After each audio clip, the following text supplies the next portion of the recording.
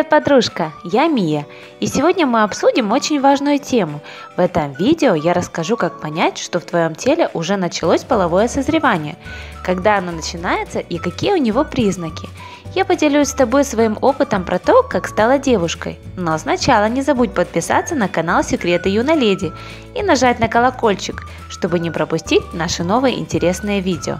Когда начинается половое созревание? Процесс полового созревания может начаться как в 7, так и в 13 лет. Но обычно девочка начинает превращаться в девушку примерно в 10 лет. В среднем этот процесс занимает 1,5–4 года. Но все очень индивидуально. Некоторые девочки полностью формируются к 12–13 годам, а другие становятся девушками значительно позже. Признаки полового созревания. Как я узнала, что становлюсь девушкой? Сначала я обнаружила, что начала очень быстро расти. Если раньше я прибавляла в среднем по 2 сантиметра в год, то за год до начала первых месячных выросла на 10 сантиметров и обогнала по росту почти всех мальчиков в классе и чувствовала себя настоящей каланчой. Но мама успокоила меня. Она сказала, что эта разница выровняется в возрасте 17–18 лет. У девушек в этот период завершается период полового созревания, а парни еще продолжают расти. Только я успокоилась насчет своего роста, как обнаружила еще одну неприятность. Однажды, разглядывая себя в зеркале, я увидела, что пропорции моего тела изменились.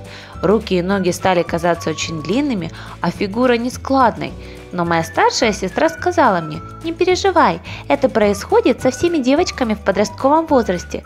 Через пару лет у тебя будет такая же красивая и женственная фигура, как у меня.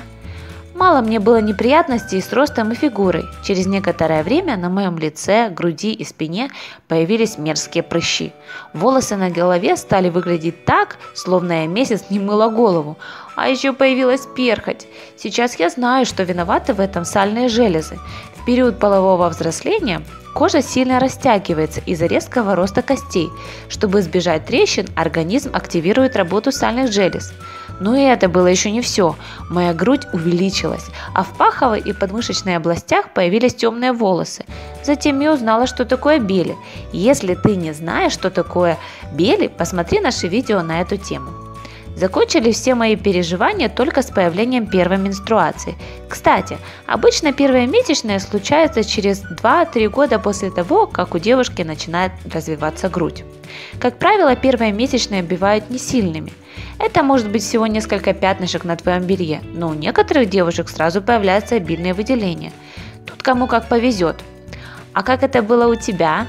Пиши в комментариях. Как ты уже поняла, можно превратиться из девочки в девушку как в 12, так и в 16 лет. Лично у меня первая менструация началась в 14. И сразу появились другие проблемы, о которых я рассказывала в одном из наших видео.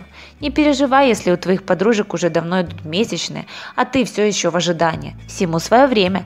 Если это видео было тебе полезно, то не пожалей лайка. И не забывай задавать свои вопросы в комментариях.